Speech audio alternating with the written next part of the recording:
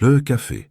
Les murmures se réveillaient chaque matin avec la même mélancolie que sa serveuse principale. Élise Caron tournait la clé dans la serrure à 6 heures précises, respirant l'odeur familière du bois vieilli et des rêves suspendus entre les tables vides. À 31 ans, elle connaissait chaque craquement du parquet, chaque tache sur le comptoir en marbre, chaque histoire muette gravée dans les murs de ce petit établissement du centre de Marseille.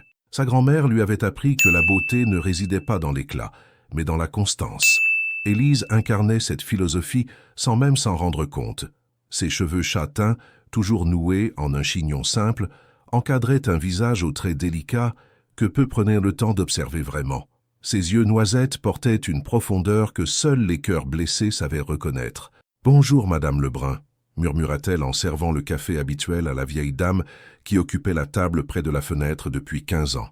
Chaque client était une ritournelle dans sa symphonie quotidienne, une note familière dans la partition de sa solitude. Le carillon de l'entrée tintait régulièrement, laissant entrer des visages pressés, des conversations étouffées, des vies qui se croisaient sans jamais se toucher.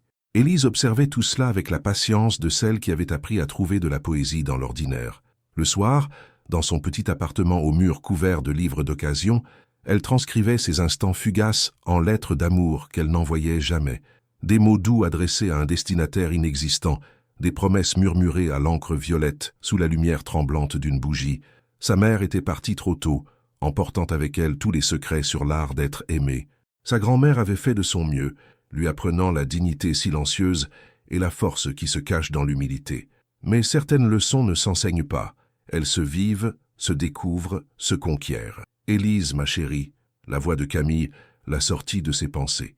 Son amie d'enfance venait de pousser la porte, ses joues rosies par le vent marin qui balayait les ruelles marseillaises. Camille travaillait dans une agence de communication près du Vieux-Port et portait toujours cette assurance que donnent les vies bien rangées et les amours réussis. « Tu as encore cette expression », dit Camille, en s'installant au comptoir. « Celle qui me donne envie de te secouer pour te réveiller. » Élise sourit malgré elle. Camille avait ce don de briser ses murailles d'un simple regard. Quelle expression!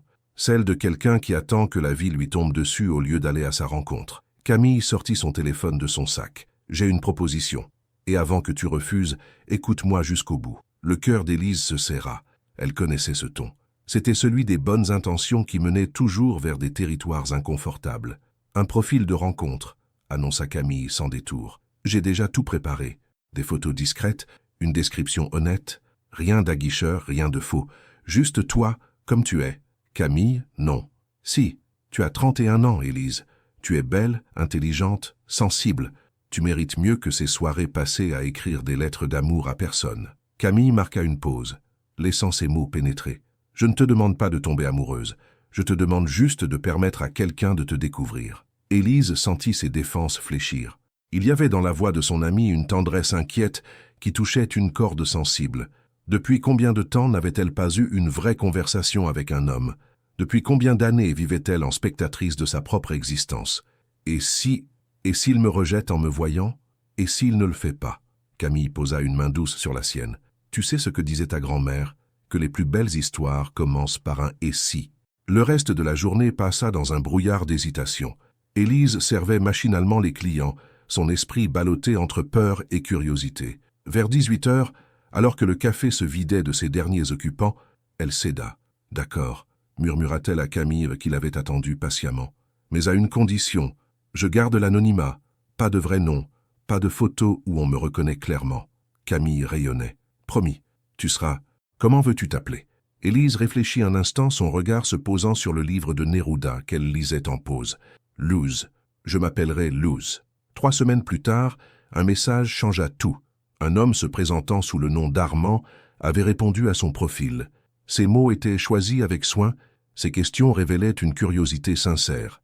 Il ne parlait pas de physique ou de superficialité. Il s'intéressait à ses lectures, à ses rêves secrets, à la façon dont elle voyait le monde. Leurs échanges devinrent quotidiens. Armand se montrait cultivé sans être prétentieux, tendre sans être envahissant. Il lui confiait sa fatigue des relations intéressées, son besoin de simplicité dans un monde trop compliqué. Élise découvrait le plaisir de se confier sans masque, de parler de ses peurs et de ses espoirs à quelqu'un qui semblait vraiment écouter. « Accepteriez-vous de me rencontrer » avait-il finalement écrit. Je connais un restaurant discret près du cours Julien. Rien d'ostentatoire. Juste nous, une conversation, et peut-être le début de quelque chose de vrai. Élise avait dit oui, parce que pour la première fois depuis longtemps, elle avait envie de croire que les contes de fées pouvaient commencer par un café et une conversation sincère. Ce soir-là, en se préparant pour ce rendez-vous qui pourrait changer sa vie, elle ne savait pas encore que l'homme qui l'attendait derrière le nom d'Armand était celui qu'elle voyait chaque matin depuis 2 ans, celui qui possédait l'empire gastronomique dont son petit café faisait partie, celui qui, dans quelques heures, la regarderait en silence, portant le poids d'un secret qui allait tout bouleverser. L'innocence a parfois le goût amer des révélations. Et ce soir-là, Élise Caron s'apprêtait à découvrir que certains regards familiers cachent les plus grands mystères. Élise ajusta une dernière fois sa robe bleu marine devant le miroir de son petit appartement. Simple, élégante, sans prétention, exactement à son image. Ses mains tremblaient légèrement en appliquant un soupçon de rouge à lèvres rosé, le seul maquillage qu'elle se permettait. Dans sa poitrine, son cœur battait comme celui d'une adolescente avant son premier rendez-vous. « Courage, Luce !» murmura-t-elle à son reflet, utilisant ce prénom d'emprunt qui lui avait donné la liberté d'être elle-même, sans crainte du jugement.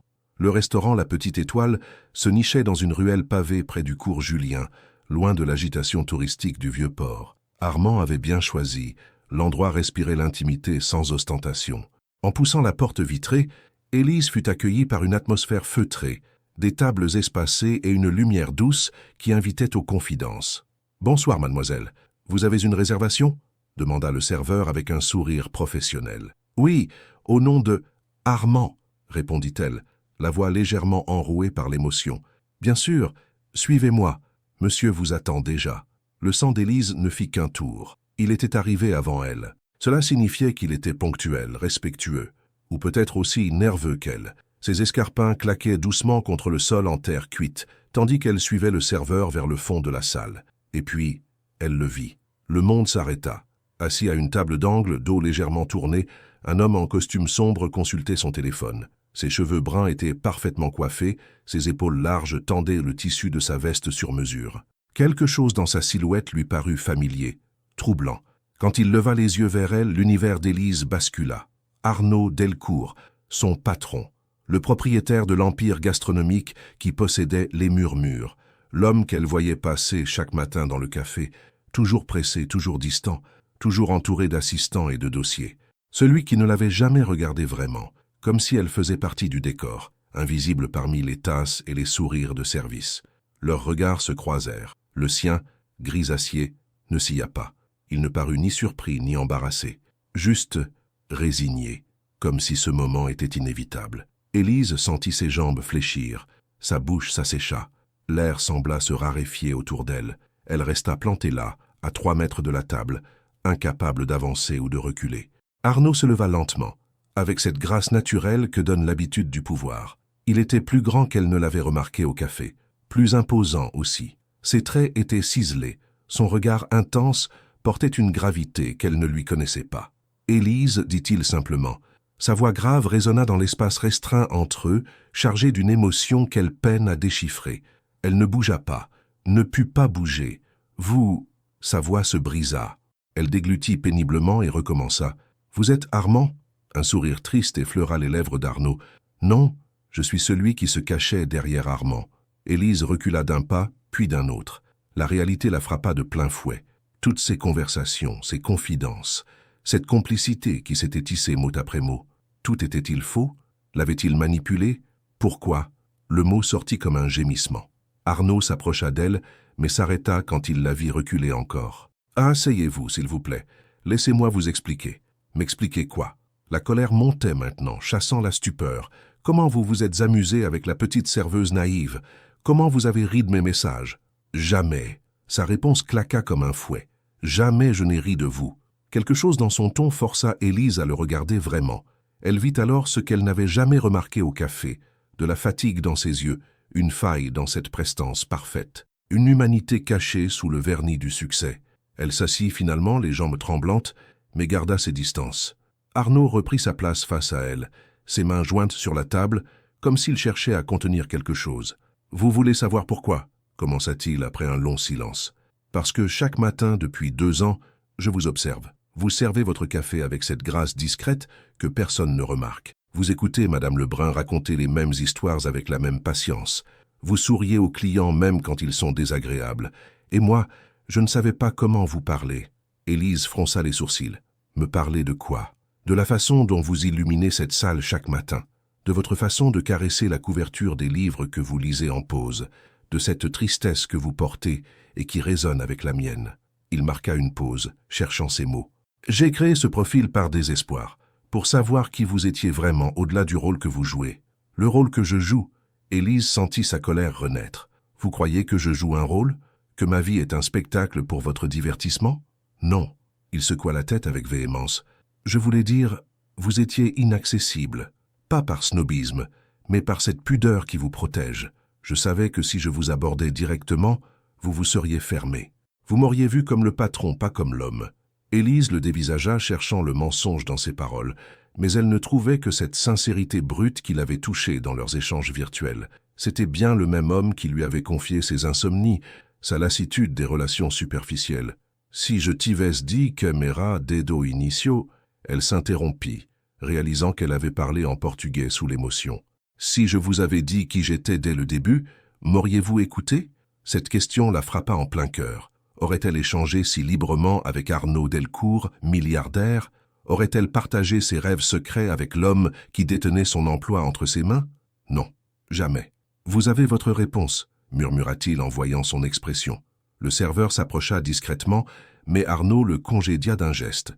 Ils restèrent silencieux, le poids de la révélation planant entre eux comme un fantôme. Toutes ces semaines, reprit Élise d'une voix blanche, vous me regardiez au café en sachant que j'étais Luz, en espérant que vous me verriez enfin comme Armand.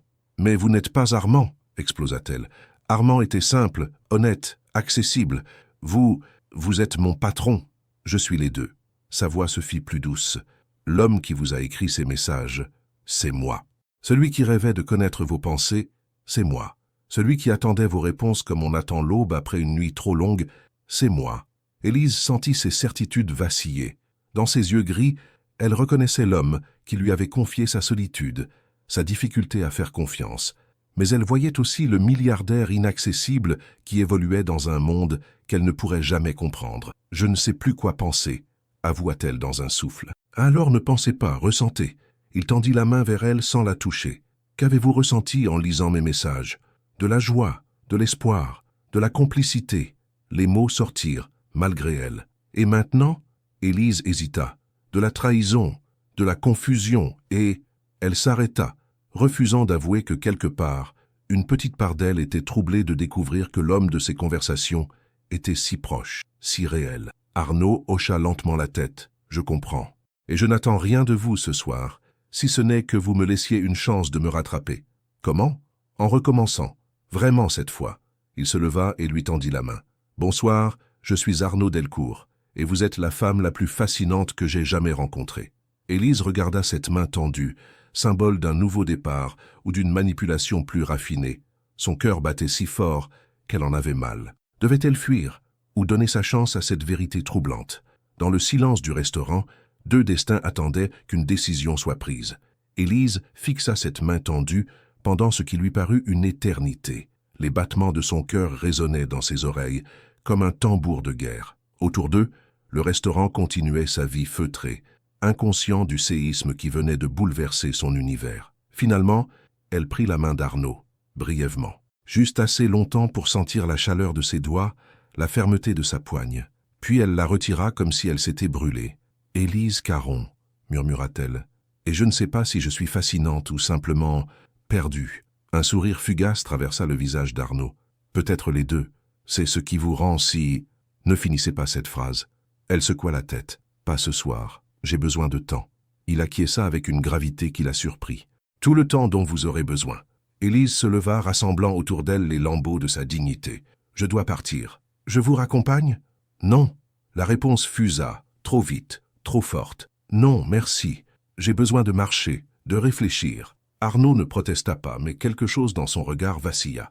Une vulnérabilité qu'elle n'avait jamais vue chez l'homme d'affaires impassible qu'elle croisait au café. Élise sortit du restaurant dans la nuit marseillaise, ses pas résonnant sur les pavés humides. Le Mistral soufflait par rafales, plaquant sa robe contre ses jambes et emmêlant ses cheveux. Elle marcha sans but, laissant ses pieds la guider vers les rues familières de son quartier. Comment avait-elle pu être si aveugle? Les indices étaient pourtant là, cette culture qu'Armand affichait dans ses messages, cette façon de parler affaires sans jamais donner de détails précis, cette mélancolie qui transparaissait quand il évoquait sa solitude.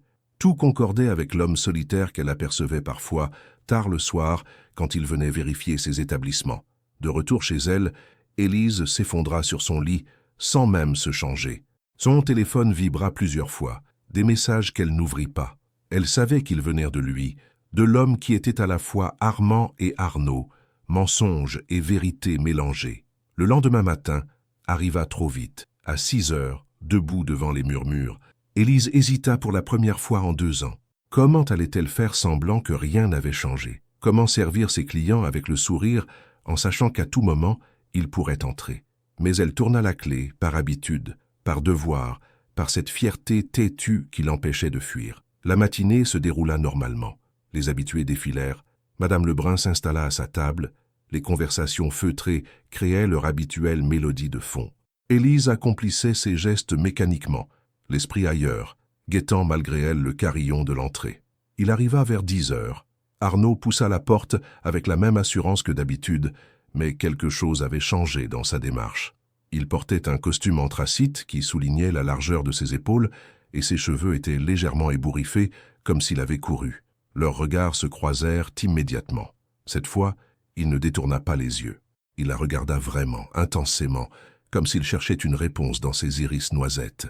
Élise sentit ses joues s'empourprer. Elle baissa la tête et continua d'essuyer le comptoir qu'elle astiquait déjà depuis 5 minutes. « Un café, s'il vous plaît ». Sa voix grave résonna dans l'espace restreint entre eux. « Serré ou allongé ?» demanda-t-elle, s'efforçant de paraître professionnelle. « Comme vous le sentez. » Cette réponse la déstabilisa. D'habitude, il commandait toujours un expresso serré, sans sucre. Aujourd'hui, il lui laissait le choix. Un message subliminal qu'elle ne savait comment interpréter. Elle prépara un café exactement comme elle l'aimait, équilibré, avec cette pointe d'amertume qui révélait le caractère du grain. Quand elle posa la tasse devant lui, leurs doigts s'effleurèrent. Un contact d'1 seconde qui lui donna l'impression d'être traversé par un courant électrique. « Merci », murmura-t-il. Arnaud resta plus longtemps que d'habitude, sirotant son café avec une lenteur calculée. Elle sentait son regard sur elle pendant qu'elle servait les autres clients. Une caresse invisible qui la mettait mal à l'aise et le troublait à la fois. Quand il se leva pour partir, il déposa un billet sur le comptoir. En le ramassant, Élise découvrit un mot griffonné au dos. Vos mains tremblaient en préparant ce café, les miennes aussi. Le reste de la journée passa dans un brouillard d'émotions contradictoires. Elle relisait le message, l'analysait, cherchant à comprendre ce qu'il signifiait vraiment. Était-ce une déclaration, une manipulation, une simple observation?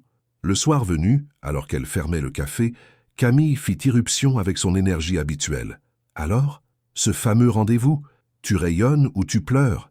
Élise leva vers son amie un regard épuisé. « Ni l'un ni l'autre, je suis juste chamboulée. »« Raconte !» Camille s'installa sur une chaise et croisa les bras. « Je veux tous les détails. Il s'appelle Arnaud Delcourt. » Le visage de Camille se figea. « Le Arnaud Delcourt, le milliardaire, mon patron, pour être exact. » Un silence de plomb s'abattit sur le café. Camille ouvrit et ferma la bouche plusieurs fois, comme un poisson hors de l'eau. « Tu plaisantes? J'ai l'air de plaisanter ?» Élise s'effondra sur une chaise face à son ami. « L'homme avec qui j'ai échangé pendant des semaines, celui qui me connaissait par cœur, c'est l'homme que je vois tous les jours sans qu'il me remarque. Sauf qu'il te remarquait. » Camille se pencha vers elle. « S'il a créé ce profil, c'est qu'il te remarquait plus que tu ne le crois. Ou alors c'est un pervers qui s'amuse avec ses employés. Tu y crois vraiment à ça ?» Élise hésita. Non, elle n'y croyait pas. Pas après avoir lu la vulnérabilité dans ses messages, pas après avoir vu cette faille dans son regard hier soir. Je ne sais plus quoi penser, Camille. Comment faire comme si de rien n'était? Comment continuer à travailler en sachant qu'il sait que je sais? Et s'il te licenciait? Par gêne ou pour éviter les complications? Cette perspective glaça Élise. Elle avait besoin de ce travail, de ce café qui était devenu sa 2e maison. L'idée de tout perdre par sa faute la terrifia. « Puis il ne ferait pas ça », murmura-t-elle, sans être sûre de ses mots. « Tu en es certaine? Les hommes puissants ont parfois des réactions imprévisibles quand leur image est en jeu. » Cette nuit-là, Élise ne dormit pas. Elle tournait et retournait dans son lit, rejouant chaque seconde de leur rencontre, chaque regard échangé au café. Une partie d'elle était en colère d'avoir été manipulée, une autre était troublée par cette attention qu'elle n'avait jamais soupçonnée. Et une troisième, plus secrète, était flattée qu'un homme comme lui ait pris tant de risques pour la connaître. À 4 heures du matin, elle alluma sa lampe de chevet et sortit son carnet. Comme chaque fois qu'elle était désorientée, elle écrivit. Mais pour la première fois, cette lettre d'amour avait un destinataire réel. Vous m'avez menti par omission, mais vous m'avez dit plus de vérité en quelques semaines que beaucoup d'hommes en des années. Vous m'avez donné l'illusion d'être désirable pour mon esprit avant mon apparence. Vous m'avez écouté vraiment.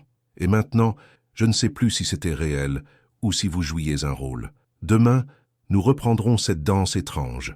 Vous, le patron qui fait semblant de ne pas me connaître, et moi, l'employé qui fait semblant de ne rien savoir. Mais quelque chose a changé dans l'air entre nous.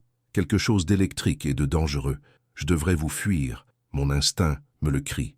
Mais mon cœur, lui, attend déjà de voir ce que vous allez faire ensuite. Elle plia la lettre et la glissa dans son livre. Une de plus pour sa collection de mots jamais envoyés. Ou peut-être pas cette fois. Car Arnaud Delcourt venait de prouver que certains rêves avaient parfois des visages réels, même quand ils portaient des masques. Les jours suivants s'installèrent dans une routine étrange, faite de regards furtifs et de silences chargés d'électricité. Arnaud venait chaque matin, commandait son café avec la même politesse distante, mais quelque chose dans l'air vibrait différemment. Élise sentait cette tension comme une corde de violon trop tendue, prête à se rompre au moindre faux mouvement. Ce matin-là, il pleuvait sur Marseille. Les vitres du café se couvraient de gouttes paresseuses qui brouillaient la vue sur la rue. L'ambiance était plus intime, plus feutrée. Les clients se faisaient rares, chassés par l'averse qui tambourinait sur les pavés. Élise était seule derrière le comptoir quand Arnaud entra, ses cheveux humides par la pluie, les épaules de son manteau sombre d'humidité. Il secoua ses gouttes d'eau et accrocha son imperméable au porte-manteau près de l'entrée. « Bonjour », dit-il simplement, mais sa voix portait une gravité nouvelle. « Bonjour, monsieur Delcourt. » Elle avait pris l'habitude de l'appeler par son nom de famille au café, maintenant qu'elle connaissait sa véritable identité. « Arnaud », corrigea-t-il doucement. « Appelez-moi Arnaud. » Cette demande la troubla. Elle hocha la tête sans répondre et se dirigea vers la machine à café.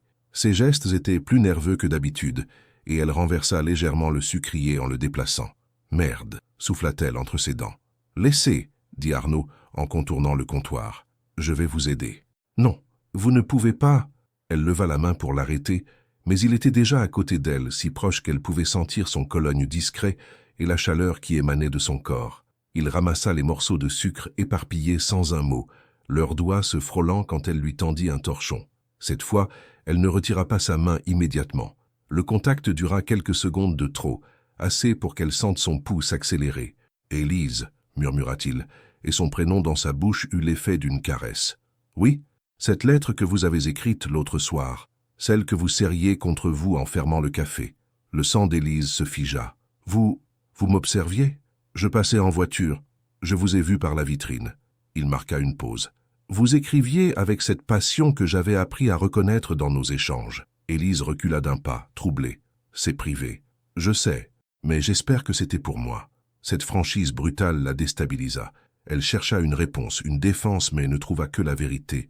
Oui, le mot était sorti tout seul, comme un aveu qu'elle n'avait pas eu l'intention de faire.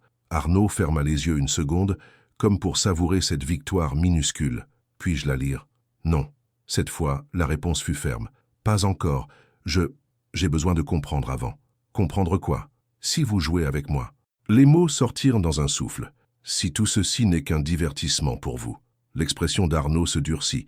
Il posa ses mains de chaque côté du comptoir, l'encadrant sans la toucher, mais créant une intimité soudaine dans l'espace restreint. « Regardez-moi » ordonna-t-il avec une douceur impérieuse.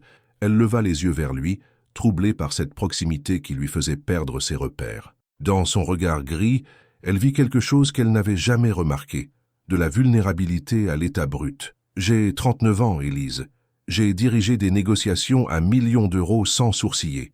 J'ai construit un empire, en gardant mes émotions sous contrôle. » Sa voix se fit plus basse. « Et vous me faites trembler les mains quand je prépare mes messages. Vous croyez vraiment que c'est un jeu pour moi ?» La sincérité de son ton la bouleversa. Elle voyait maintenant ce qu'elle avait refusé d'admettre. Cet homme puissant et inaccessible était aussi perdu qu'elle dans cette situation. Le carillon de l'entrée les interrompit brutalement. Ils s'écartèrent l'un de l'autre comme deux adolescents pris en flagrant délit. Un client entra secouant son parapluie et l'instant magique se brisa.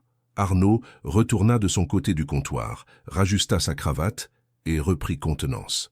Mais Élise avait vu cette faille, cette humanité qu'il cachait si bien.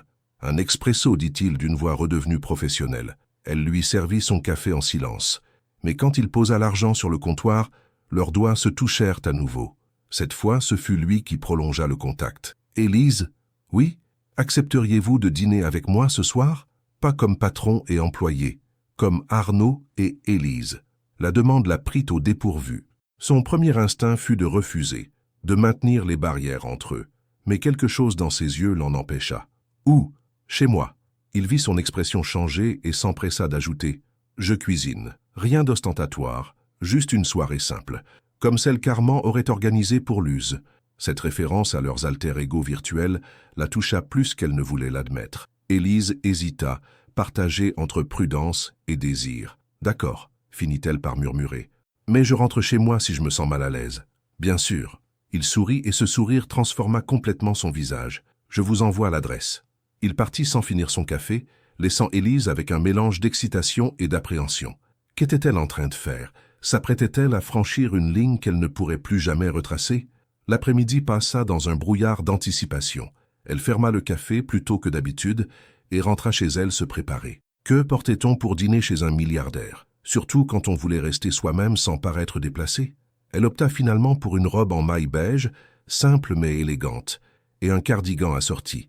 Ses cheveux, elle les laissa libres pour une fois, encadrant son visage de vagues châtaines. L'adresse qu'Arnaud lui avait envoyée correspondait à un appartement dans le 7e arrondissement, près du palais du Pharaon. Pas le penthouse ostentatoire qu'elle avait imaginé, mais un immeuble haussmannien aux pierres blondes, élégant sans être intimidant. Elle monta au 4e étage, le cœur battant. Avant même qu'elle ne frappe, la porte s'ouvrit. Arnaud était là, en jean et chemise blanche aux manches retroussées. Cette version décontractée de lui la surprit. Il semblait plus jeune, plus accessible. « Bonsoir », dit-il en s'effaçant pour la laisser entrer. L'appartement la surprit encore plus. Certes, il était spacieux et élégamment meublé, mais il respirait la simplicité. Des livres partout, quelques œuvres d'art discrètes, une décoration qui privilégiait le confort à l'ostentation. « C'est beau », dit-elle sincèrement. « Merci. Ce n'est pas ma résidence principale, plutôt mon refuge. » Il la guida vers la cuisine ouverte, où des odeurs délicieuses s'échappèrent du four. Un endroit où je peux être moi-même. Élise réalisa alors qu'elle était peut-être la première femme qu'il invitait dans cet espace intime. Cette pensée la troubla et la flatta à la fois. « Vous cuisinez vraiment ?» demanda-t-elle en voyant les légumes fraîchement coupés sur le plan de travail. « Ma grand-mère m'a appris. Elle disait qu'un homme qui ne sait pas nourrir ceux qu'il aime ne mérite pas d'être aimé. » Cette confidence inattendue créa une nouvelle proximité entre eux. Élise s'installa sur un tabouret et le regarda s'affairer avec une aisance qui la surprenait. Cet homme qui dirigeait un empire semblait tout aussi à l'aise en tablier qu'en costume. « Puis-je vous aider? Contentez-vous de me parler. Racontez-moi ce que vous ne m'avez jamais dit. » Alors Élise parla, de sa grand-mère qui l'avait élevée, de ses rêves d'écriture qu'elle n'osait avouer, de sa peur de n'être qu'ordinaire dans un monde qui réclamait l'exceptionnel. Et lui l'écoutait vraiment, posait des questions, riait de ses anecdotes. Petit à petit, les défenses d'Élise s'amenuisèrent. L'homme qui préparait ce repas avec tant de soin n'était pas le patron distant qu'elle craignait. C'était Armand, enfin incarné, enfin réel. Mais dehors, dans l'ombre de la rue, quelqu'un les observait par la fenêtre éclairée. Quelqu'un qui prenait des photos de ce dîner intime, de ces sourires complices, de cette connexion évidente entre le milliardaire et sa simple employée. Le piège se refermait lentement sur eux, et ils ne s'en doutaient pas encore. Le lendemain matin, Élise se réveilla avec un sourire aux lèvres pour la première fois depuis des mois. La soirée chez Arnaud avait été parfaite, simple, authentique, remplie de ces silences complices qui valent toutes les déclarations.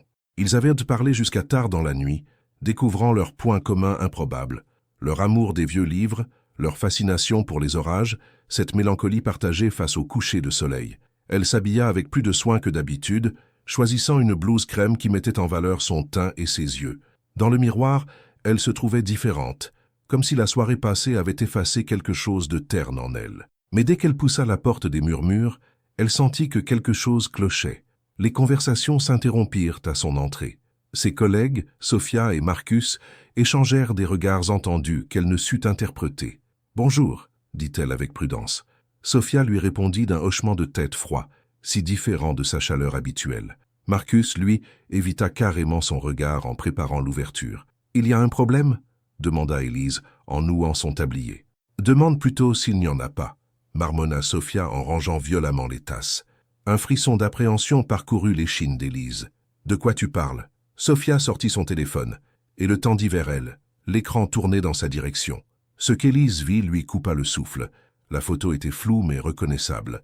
Elle et Arnaud dans la cuisine de son appartement, lui en tablier, elle assise sur le tabouret, leurs visages tournés l'un vers l'autre, dans une intimité évidente.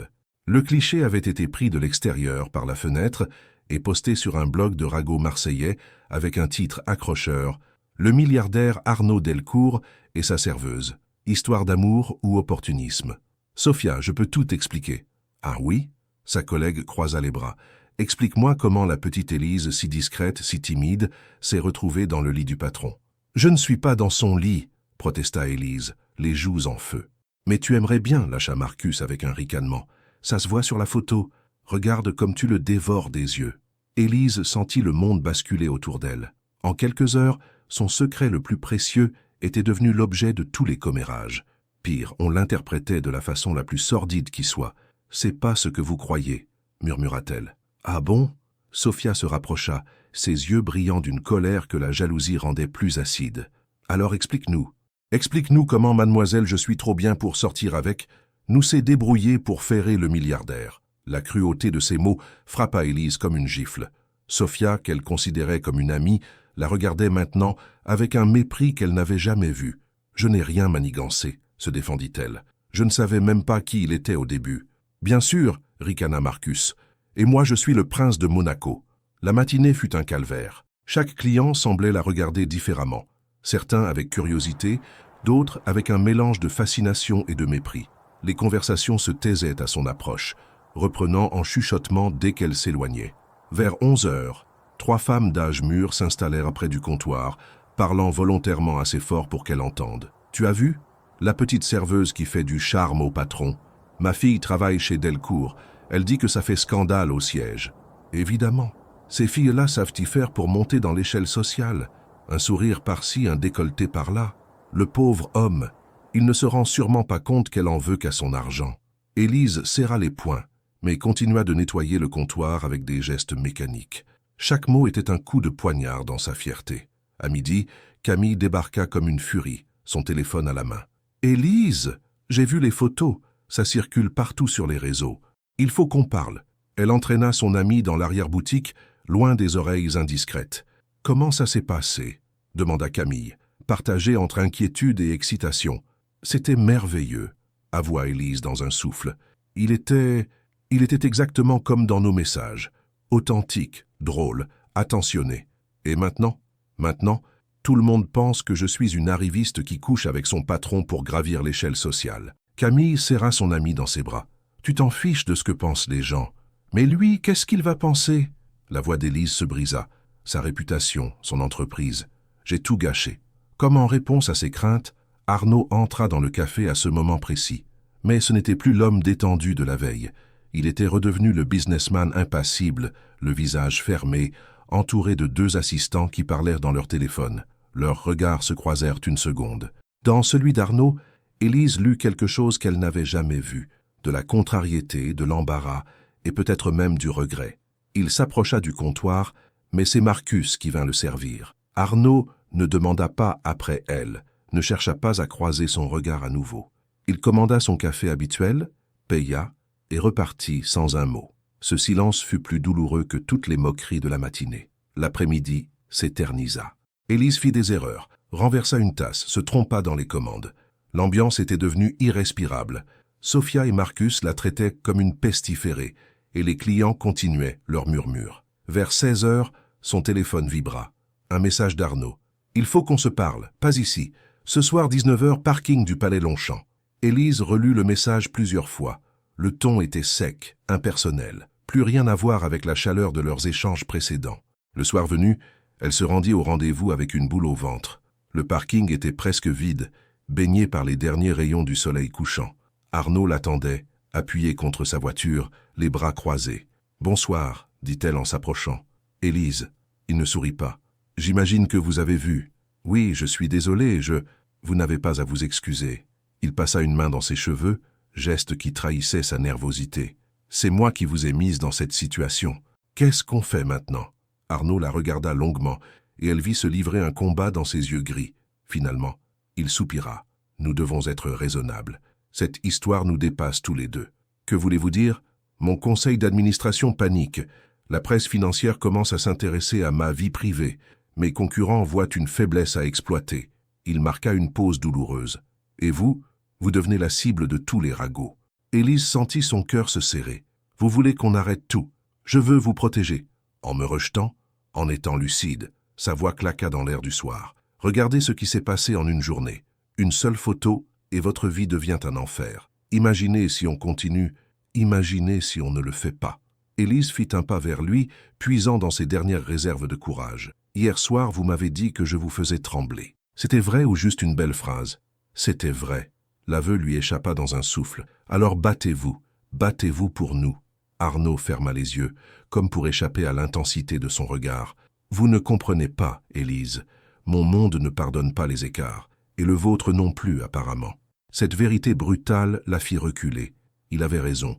Son propre entourage l'avait jugé et condamné en quelques heures. « Donc, c'est fini ?»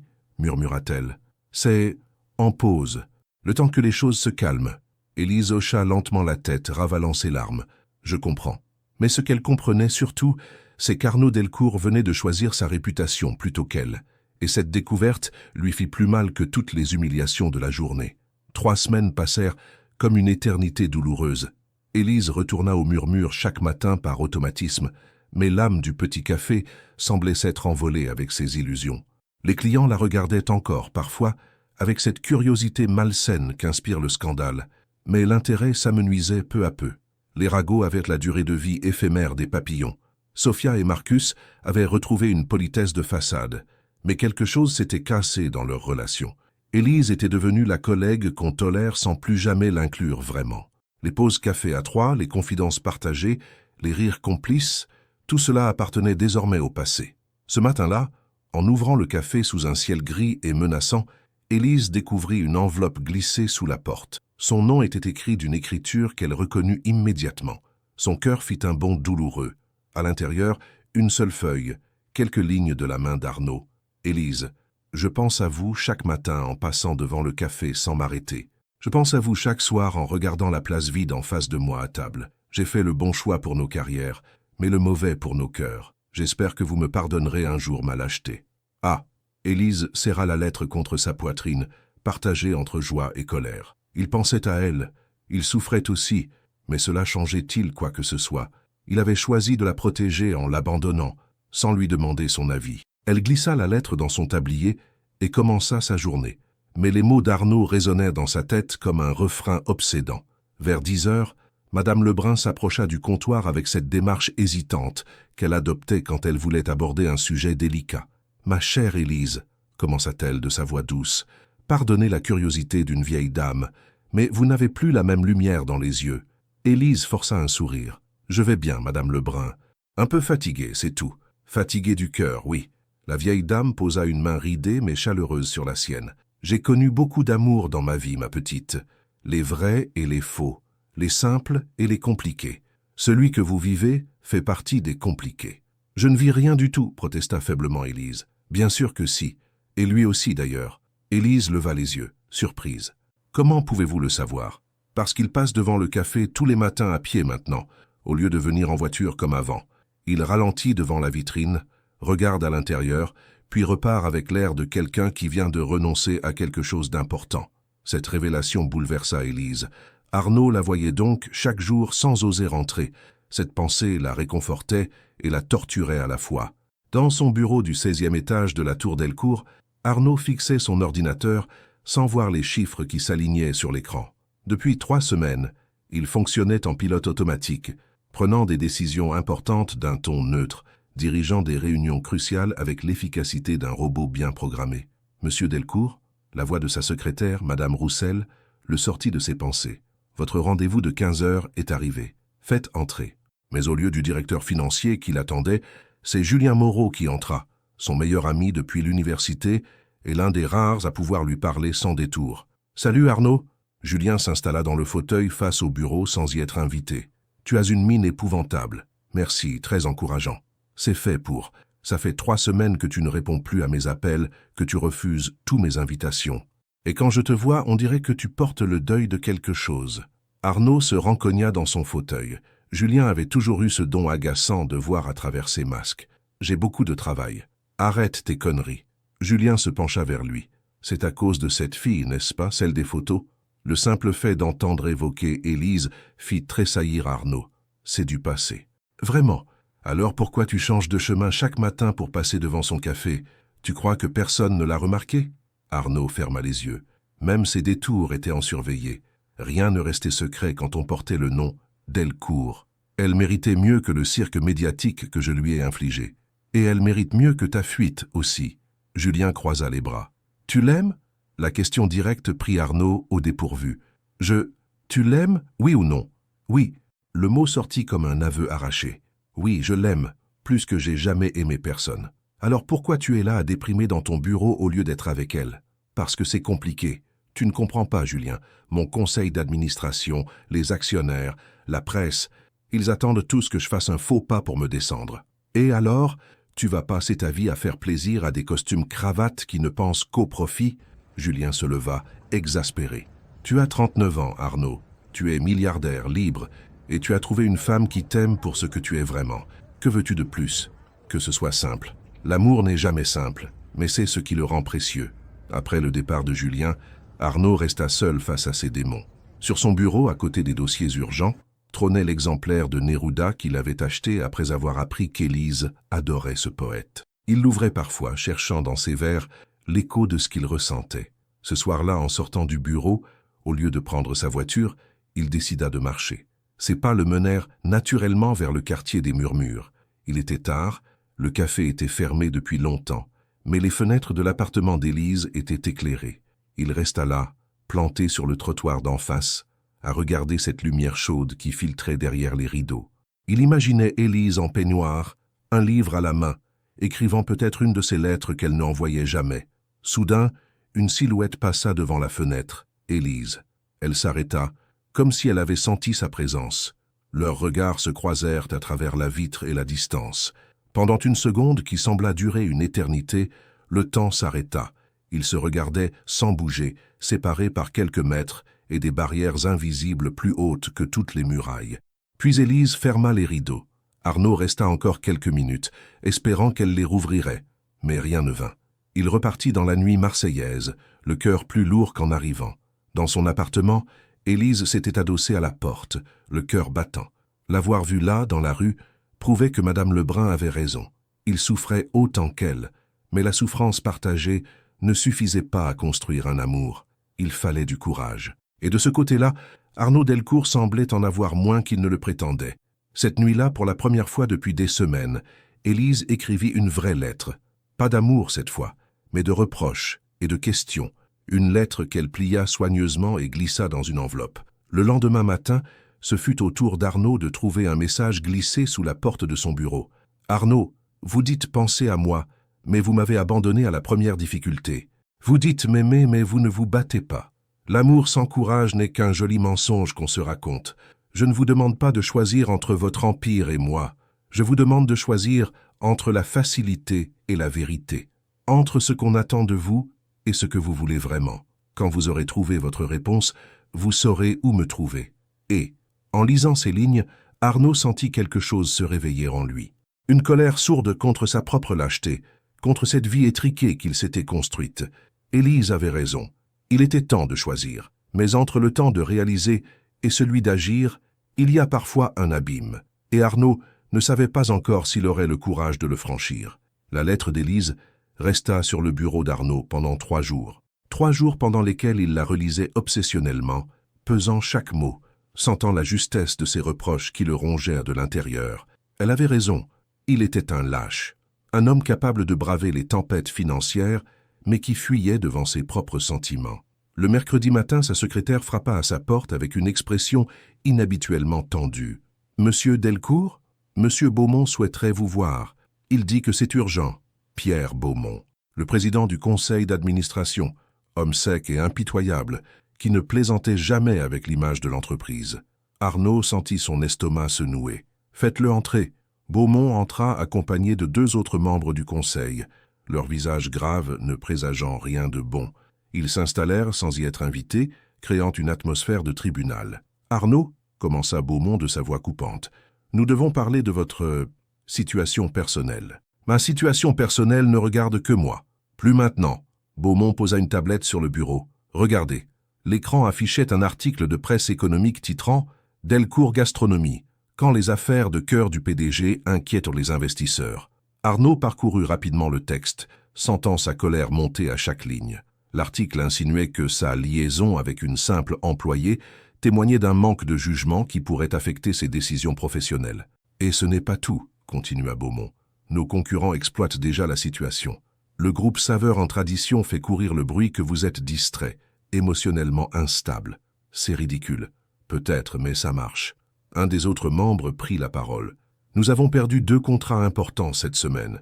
Les clients évoquent des inquiétudes quant à la stabilité du leadership. » Arnaud serra les poings sous son bureau. « Que voulez-vous exactement ? » « Que vous mettiez fin à cette histoire publiquement, » répondit Beaumont sans détour. « Une déclaration officielle. Vous reconnaissez une erreur de jugement passagère, vous assurez que cela n'aura aucune incidence sur vos fonctions et vous vous engagez à maintenir une conduite irréprochable. En gros, que je renie publiquement mes sentiments. Que vous privilégiez l'entreprise qui emploie 12 000 personnes plutôt qu'une passade avec une serveuse. » Le mépris dans la voix de Beaumont fit voir rouge à Arnaud. Se lever brutalement, il fit face aux 3 hommes. « Cette passade a un nom, et plus de valeur que tous vos calculs réunis. Ressaisissez-vous, Arnaud. » Beaumont se leva à son tour. « Vous avez 24 heures pour prendre la bonne décision. Sinon, nous convoquerons une assemblée extraordinaire pour remettre en question votre mandat. » Les 3 hommes sortirent, laissant Arnaud seul avec sa rage et ses démons. Il avait bâti cet empire de ses mains, sacrifiant sa jeunesse, ses rêves, parfois sa dignité. Et maintenant, on lui demandait de sacrifier la seule chose qui donnait un sens à tout cela. Il appela Julien, qui accourut dans l'heure. « Ils peuvent faire ça ?» demanda Arnaud en lui résumant la situation. « Légalement ? Oui, ils ont les parts nécessaires pour te destituer s'ils s'allient. » Julien réfléchit. « Mais pourquoi est-ce qu'ils s'acharnent autant ? Une histoire d'amour même médiatisée, ça ne justifie pas un tel tollé. » Arnaud eut soudain une illumination. « Philippe Marchand. Ton concurrent direct ? Il louche sur mes parts depuis des années. S'il a réussi à retourner Beaumont et les autres, » Arnaud serra les dents. « Cette histoire avec Élise, c'est juste le prétexte qu'il attendait. Tu penses qu'il orchestrerait tout ça ? J'en suis certain. » Arnaud se dirigea vers la fenêtre, regardant la ville s'étaler en contrebas. La question, c'est « qu'est-ce que je fais maintenant ?» Pendant ce temps, au murmure, Élise vivait sa pire journée depuis des semaines. Un journaliste s'était présenté le matin posant des questions indiscrètes sur sa relation avec Arnaud Delcourt. Malgré ses refus de répondre, l'homme était resté planté devant le café, prenant des photos, dérangeant les clients. « Ça suffit !» finit par exploser Sophia. « À cause de tes histoires, on va perdre notre clientèle. Ce n'est pas ma faute si. » « Bien sûr que si. Tu croyais quoi ?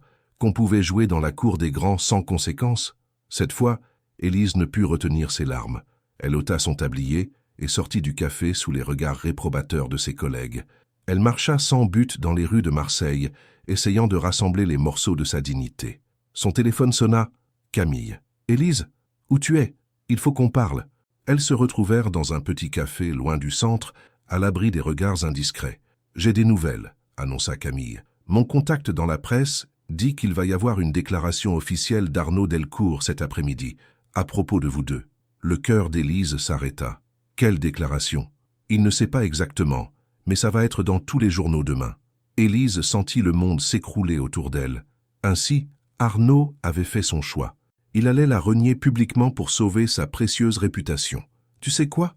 murmura-t-elle, une détermination nouvelle dans la voix. « Tant mieux. Au moins, les choses seront claires. » À 16 heures, Arnaud se tenait devant la presse rassemblée dans la grande salle de conférence de son entreprise.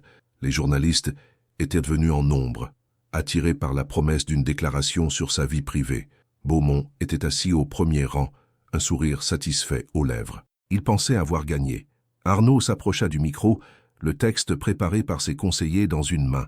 Un texte qui niait tout, qui réduisait Élise à une erreur de jeunesse, qui faisait passer l'amour pour une faiblesse momentanée. Il regarda les visages expectatifs de l'assistance, puis ses yeux se posèrent sur Beaumont. Et soudain, la lettre d'Élise lui revint en mémoire. L'amour sans courage n'est qu'un joli mensonge qu'on se raconte. Il froissa le texte et le jeta à terre. « Mesdames et messieurs, commença-t-il d'une voix ferme, je suis effectivement ici pour vous parler de ma vie privée. Plus précisément, pour vous parler d'Élise Caron. » Un murmure parcourut l'assistance. Beaumont s'était raidi. Contrairement à ce que certains ont pu insinuer, ma relation avec mademoiselle Caron n'est ni un caprice ni une erreur de jugement. C'est l'amour de ma vie. Les flashs crépitèrent. Les journalistes griffonnaient frénétiquement. Oui, elle est serveuse. Oui, nos mondes sont différents. Mais elle m'a appris plus sur l'humanité en quelques semaines que 39 années passées dans l'élite économique. Sa voix portait maintenant une passion qu'on ne lui connaissait pas. Elle m'a montré ce que signifiait la vraie noblesse, celle du cœur. Beaumont s'était levé, le visage cramoisier, mais Arnaud ne lui accorda pas un regard. Ceux qui pensent que l'amour rend faible n'ont jamais aimé vraiment. L'amour rend plus fort, plus humain, plus généreux. Et si aimer Élise Caron fait de moi un mauvais PDG aux yeux de certains, alors je préfère être un homme heureux qu'un dirigeant malheureux. Il marqua une pause, laissant ces mots résonner dans le silence stupéfait. J'aime Élise Caron. Je respecte son intelligence, j'admire sa force, et je regrette profondément de l'avoir fait souffrir par lâcheté ces dernières semaines. Il quitta le micro sous un tonnerre de questions, ignorant les appels furieux de Beaumont. 20 minutes plus tard, il était devant les murmures. Mais le café était fermé. Un panneau fermé exceptionnellement accroché à la porte. Son cœur se serra. Et si elle avait décidé de partir? Et si sa déclaration arrivait trop tard? Il courut jusqu'à l'appartement d'Élise, grimpa les escaliers 4 à 4 et frappa à sa porte. « Élise, ouvrez-moi s'il vous plaît. » Pas de réponse. « Je sais que vous êtes là. Je viens de tout quitter pour vous. Ne me laissez pas tomber maintenant. » La porte s'ouvrit lentement. Élise apparut, les yeux rouges, un mouchoir à la main. « Tout quitter ?» murmura-t-elle. « Mon poste, mon conseil d'administration, ma réputation parfaitement lisse. » Il fit un pas vers elle. « Tout ce qui m'empêchait d'être l'homme que vous méritez. Vous êtes fou, complètement fou de vous. » Élise le regarda longuement, cherchant le mensonge dans ses yeux, mais elle n'y vit que cette sincérité brutale qui l'avait touchée dès leur premier message. « Et maintenant ?» chuchota-t-elle. « Maintenant, on recommence. Pour de vrai cette fois. » Élise recula d'un pas, laissant Arnaud entrer dans son petit appartement. L'espace sembla rétrécir avec sa présence imposante, mais cette fois, l'intimidation avait laissé place à une vulnérabilité palpable. « Vous avez vraiment fait ça ?» murmura-t-elle, refermant la porte derrière lui. Devant toute la presse, chaque mot. Et il se tourna vers elle, les mains dans les poches comme pour contenir leur tremblement. « J'aurais dû le faire il y a des semaines. » Élise s'appuya contre la porte, encore sous le choc. L'homme qui se tenait devant elle avait le visage tiré, les cheveux ébouriffés, la cravate de travers. Rien à voir avec le PDG impeccable qu'elle connaissait. Votre entreprise, votre conseil d'administration. Beaumont a probablement déjà convoqué une assemblée d'urgence. Un sourire amer étira ses lèvres. Mais vous savez quoi? Pour la première fois depuis des années, je me sens libre. Élise l'observa en silence. Elle cherchait le piège, la manipulation, la promesse creuse. Mais dans ses yeux gris, elle ne voyait qu'une fatigue immense et quelque chose qui ressemblait à de l'espoir. Pourquoi maintenant? Qu'est-ce qui a changé? Votre lettre. Il sortit le papier froissé de sa poche. Vous m'avez fait comprendre que j'étais en train de devenir exactement ce que je détestais. Un homme qui choisit la facilité plutôt que la vérité. Élise sentit sa colère des dernières semaines vaciller, mais elle ne pouvait pas oublier si facilement. Vous m'avez abandonné, Arnaud. Quand les choses sont devenues difficiles, vous avez disparu. Je sais. Il fit un pas vers elle, s'arrêtant quand elle leva la main. J'ai eu peur. Peur de vous entraîner dans ma chute. Peur de ne pas être à la hauteur de ce que vous méritez. Ce que je mérite, la voix d'Élise monta d'un ton. Ce que je mérite, c'est quelqu'un qui reste, qui se bat pour nous. Vous avez raison, complètement raison. Il passa une main dans ses cheveux. Je peux juste vous demander, donnez-moi une chance de me rattraper? Élise le fixa longuement. Malgré sa colère, malgré la douleur de ces semaines de silence, quelque chose en elle vibrait encore à sa présence. Que voulez-vous exactement, Arnaud? Recommencez, vraiment cette fois, sans mensonge, sans faux semblant. Il s'approcha doucement. Être l'homme que j'étais dans mes messages, celui qui vous écrivait le soir en espérant votre réponse. Et votre empire, votre fortune? J'ai de l'argent mis de côté, assez pour vivre plusieurs vies. Son sourire devint plus sincère. Et des projets, des vrais projets, pas des acquisitions ou des fusions, quelque chose qui ait du sens. Élise sentit sa résolution faiblir. Comme quoi? Un réseau de petits cafés authentiques, des lieux comme les Murmures où les gens se rencontrent vraiment, où on prend le temps de vivre. Il marqua une pause. J'aimerais que vous m'aidiez à les créer. Cette proposition l'a pris au dépourvu. Moi? Vous connaissez l'âme d'un café mieux que quiconque. Vous savez ce qui fait qu'un endroit devient un refuge pour les gens. Élise secoua la tête, dépassée. Arnaud, il y a quelques heures, vous étiez PDG d'un empire. Maintenant, vous voulez tout changer pour moi? Non. Sa réponse l'a surpris. Je veux tout changer pour nous, pour l'homme que je peux devenir avec vous. Le téléphone d'Élise vibra. Un message de Camille. Tu regardes les infos? C'est partout. Il t'a déclaré son amour devant toute la France. La presse doit être en ébullition, murmura-t-elle. Probablement, mais cette fois, on affronte ensemble. Il tendit la main vers elle. Si vous voulez de moi. Élise regarda cette main offerte, la même qu'au restaurant, le premier soir. Mais tout avait changé depuis. Lui avait changé, elle aussi. J'ai peur, avoua-t-elle dans un souffle. Moi aussi. Il sourit avec une tendresse qu'elle ne lui avait jamais vue. Mais j'ai plus peur de vous perdre définitivement. Élise prit sa main, sentant immédiatement cette chaleur familière remonter le long de son bras. Cette fois, elle ne la retira pas. Si on fait ça, dit-elle d'une voix ferme, on le fait bien. Plus de fuite, plus de demi-mesure, plus de mensonges, promit-il, plus de lâcheté, plus jamais. Ils se rapprochèrent lentement, comme deux aimants longtemps séparés qui retrouvent leur attraction naturelle. Quand Arnaud posa ses mains sur son visage, Élise ferma les yeux. « Je suis désolé », murmura-t-il contre son front. « Pour tout, moi aussi, pour avoir douté.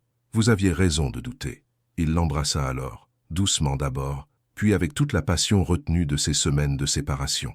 Élise sentit fondre ses dernières résistances. Cet homme imparfait, cet ancien milliardaire qui avait tout quitté pour elle, cet homme qui tremblait entre ses bras, c'était son Arnaud. Quand ils se séparèrent, leurs fronts restèrent collés, leurs respirations mêlées. « Qu'est-ce qu'on fait maintenant ?» chuchota-t-elle. « On commence par survivre au chaos médiatique qui nous attend. » Il caressa sa joue. « Puis on construit quelque chose de beau ensemble. Des cafés, des rêves, une vie. » Dehors, Marseille continuait sa vie nocturne, ignorant que dans ce petit appartement, deux cœurs venaient de décider de réécrire leur histoire. Cette fois, ensemble. Le réveil fut brutal. À 6 heures du matin, le téléphone d'Élise sonnait sans interruption. Journaliste, curieux, même des inconnus qui avaient trouvé son numéro pour la féliciter ou la critiquer. Elle finit par l'éteindre, se blottissant contre Arnaud qui dormait encore sur le canapé où il avait passé la nuit.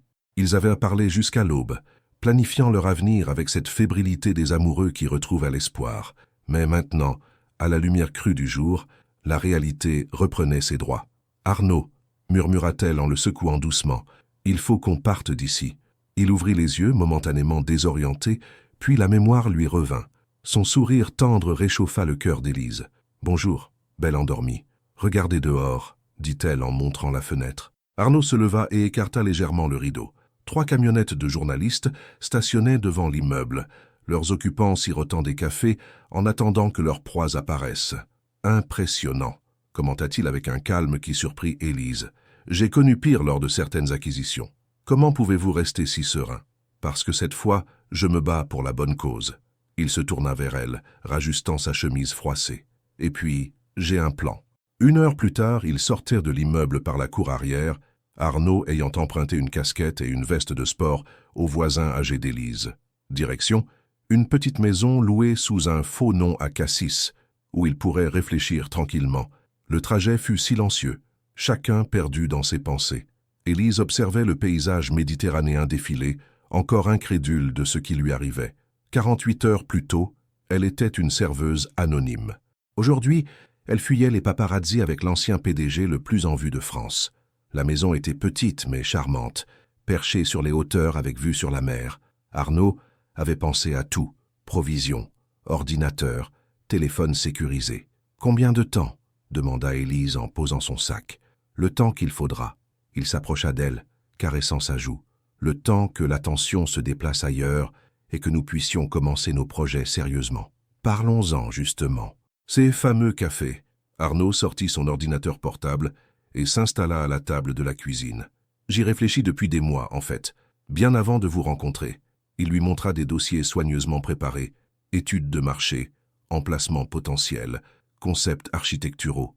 Élise fut impressionnée par le sérieux du projet. « Vous aviez vraiment tout prévu. » »« Pas tout. » Il la regarda intensément. « Pas vous. Vous êtes la pièce manquante qui donne un sens à tout ça. » Ils passèrent de la matinée à éplucher les documents. Arnaud avait identifié 15 emplacements potentiels dans le sud de la France, des petites villes où manquait ce type d'établissement authentique. « Et celui-ci » demanda Élise en pointant une fiche. « Aix-en-Provence, quartier des étudiants, un local qui appartenait à une ancienne librairie. » L'idée était séduisante. Allier café et livres, créer ces espaces de rencontre que la modernité avait tendance à faire disparaître. Élise sentit l'excitation monter en elle. On pourrait organiser des lectures, des rencontres d'écrivains. Exactement. Arnaud sourit. Des endroits où les gens comme nous pourraient se rencontrer naturellement. L'après-midi, Julien les rejoignit, apportant des nouvelles du monde extérieur. Les médias s'en donnaient à cœur joie, mais l'opinion publique était partagée. Beaucoup soutenaient cette histoire d'amour qui ressemblait à un conte de fées moderne. « Et côté business ?» demanda Arnaud. « Beaumont est furieux. Il prépare ta destitution pour demain. » Julien marqua une pause. « Mais tu as des alliés.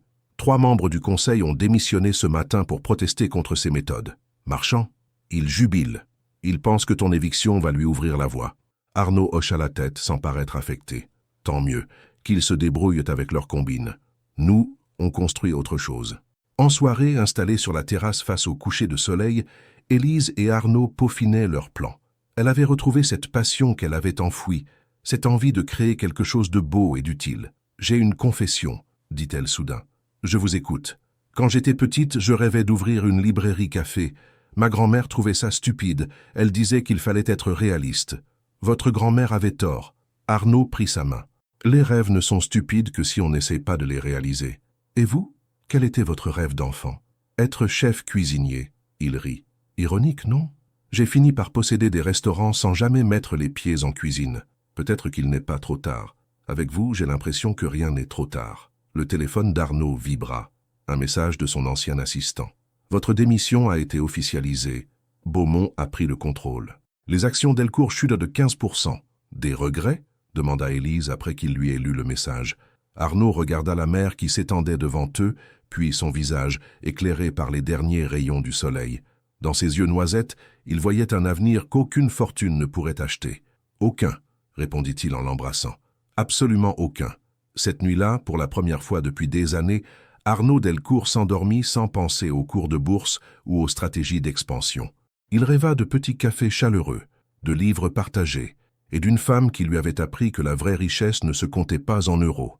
Dans ses bras, Élise planifiait déjà leur première ouverture, imaginant les visages des clients, les conversations qui naîtraient autour des tables, les histoires d'amour qui commenceraient peut-être comme la leur, par un simple regard et quelques mots sincères. 6 mois plus tard, l'odeur du café fraîchement moulu se mélangeait à celle des pages neuves dans la librairie café Les Mots Perdus, nichée au cœur du quartier étudiant d'Aix-en-Provence. Élise ajustait les derniers détails de l'exposition de livres près de la vitrine, un sourire paisible aux lèvres. Dehors, la rue s'animait doucement sous le soleil de mai. « Prête pour l'ouverture ?» demanda Arnaud en sortant de la cuisine, un tablier noué autour de la taille. 6 mois avaient transformé l'ancien PDG en un homme nouveau. Ses mains, autrefois impeccables, portèrent maintenant les traces honnêtes du travail manuel. Ses cheveux avaient légèrement grisonné, mais ses yeux brillaient d'une sérénité qu'Élise ne lui avait jamais connue. Plus que prête, elle vint l'embrasser, respirant cette odeur de farine et de vanille qui lui collait désormais à la peau. « Vous sentez le bonheur, monsieur le chef. Vous aussi, madame la directrice. » Ils avaient longuement débattu des titres. Finalement, Arnaud s'occupait de la cuisine et de la création des nouveaux établissements, tandis qu'Élise gérait l'ambiance, les événements culturels et la sélection des livres. Le premier client poussa la porte à 9 heures précises. Un vieil homme aux cheveux blancs, un livre de Prévert sous le bras. « Bonjour », dit-il, en regardant autour de lui avec curiosité. « On m'a dit que vous serviez le meilleur café d'Aix et qu'on pouvait y lire tranquille. »« C'est exactement ça, » répondit Élise, en le guidant vers une table près de la bibliothèque. « Café du jour et lecture illimitée. Qu'est-ce qui vous ferait plaisir ?» La matinée s'écoula dans un ballet harmonieux. Arnaud préparait ses créations avec la passion d'un artiste. Ses croissants aux amandes étaient déjà légendaires dans le quartier, tandis qu'Élise accueillait chaque client comme un ami de longue date. Vers midi, Camille fit irruption, rayonnante. Alors, premier jour, première impression? Magique, répondit Élise en servant 3 cafés. Regarde. Camille observa la salle. Un étudiant révisant ses cours, 2 femmes discutant d'un roman à voix basse, un couple âgé partageant un journal, un jeune homme écrivant dans un carnet. L'atmosphère était exactement celle qu'ils avaient imaginée. Et les médias? Plus de harcèlement? Non, l'actualité est passée à autre chose. Élise haussa les épaules. Au final, notre histoire était peut-être moins scandaleuse qu'il ne le pensait. L'après-midi apporta son lot de découvertes. Une professeure de littérature proposa d'organiser un cercle de lecture mensuel. Un journaliste local, séduit par le concept, demanda à écrire un article. 3 étudiants en art proposèrent d'exposer leurs œuvres sur les murs. On dirait que les mots perdus ne va pas rester longtemps perdus, plaisanta Arnaud en observant l'animation grandissante. En fin d'après-midi, alors qu'ils fermaient leur première journée, Élise découvrit une enveloppe glissée sous la caisse. À l'intérieur, un chèque substantiel et un mot pour que les beaux projets survivent aux difficultés du début, de la part d'une vieille dame qui croit aux histoires d'amour, signée Madame Lebrun. Élise sentit les larmes lui monter aux yeux. Leur ancienne cliente des Murmures avait suivi leur parcours et tenait à les soutenir. Elle avait raison, murmura Arnaud en lisant le message par-dessus son épaule. Sur quoi? Les plus belles histoires commencent par un « et si ». Ce soir-là, ils dînèrent sur la petite terrasse de leur appartement au-dessus du café. Aix s'étalait devant eux, ville d'art et d'histoire où ils écrivaient maintenant leur propre légende. « Des regrets ?» demanda Élise, reprenant la question qu'elle lui avait posée 6 mois plus tôt. Un seul. Arnaud prit sa main, faisant tourner la bague simple qu'il lui avait offerte la semaine précédente. « Avoir attendu si longtemps avant de vous trouver. Vous ne m'avez pas trouvé. Nous nous sommes trouvés, grâce à un mensonge qui nous a menés à la vérité, grâce au courage de recommencer. » Ils regardèrent les lumières de la ville s'allumer une à une. Demain, ils accueilleraient de nouveaux clients, partageraient de nouvelles histoires, créeraient de nouveaux souvenirs. Dans 3 mois, ils ouvriraient leur 2e café à Montpellier. Dans 1 an, peut-être un 3e à Nice. « Élise, oui, cette lettre que vous n'avez jamais voulu me montrer, celle que vous aviez écrite après notre première rencontre. » Elle sourit mystérieusement. « Quoi? Je peux la lire maintenant ?» Élise se leva, disparut à l'intérieur et revint avec une enveloppe jaunie. « À une condition. Laquelle? Vous me lisez à voix haute le premier message que vous m'aviez envoyé en tant qu'Armand. » Marché conclu. Ils passèrent la soirée à relire leurs premiers échanges, riant de leur maladresse passée, s'émerveillant du chemin parcouru. Élise découvrit qu'Arnaud avait gardé chacun de ses messages, comme elle avait conservé tous les siens. « Finalement, dit-elle en se blottissant contre lui, notre histoire ressemble à tous ces romans que je lis. Sauf que la nôtre est vraie, et elle ne fait que commencer, murmura Arnaud en l'embrassant. En bas, dans le café endormi, les livres attendaient patiemment de nouveaux lecteurs, les tasses étaient prêtes pour de nouveaux cafés, et les tables silencieuses gardèrent le secret de toutes les conversations qui viendraient les animer. Car les mots perdus n'étaient pas seulement un café-librairie. C'était un endroit où les âmes en quête d'authenticité pouvaient se rencontrer, où les rêves prenaient forme autour d'une tasse fumante, où l'amour pouvait naître d'un simple regard et grandir page après page, comme dans les plus beaux contes, sauf que celui-ci était réel et qu'il ne faisait que commencer. Si vous étiez Élise et que vous découvriez que l'homme de vos rêves virtuels était en réalité votre patron millionnaire, quelle serait votre réaction? Donneriez-vous une seconde chance à quelqu'un qui vous a initialement trompé, même si c'était par amour? Ou la confiance brisée serait-elle impossible à réparer? Votre participation sur la chaîne est très importante. Veuillez laisser votre opinion dans les commentaires. Merci d'avoir regardé. Vos réactions sont très importantes pour notre travail. Laissez-nous un commentaire pour nous dire ce que vous pensez et d'où vous regardez. N'oubliez pas de vous abonner à la chaîne et d'activer les notifications pour ne rien manquer. Votre participation est très importante pour la poursuite de notre travail, alors partagez-la avec ceux qui aimeront cette histoire.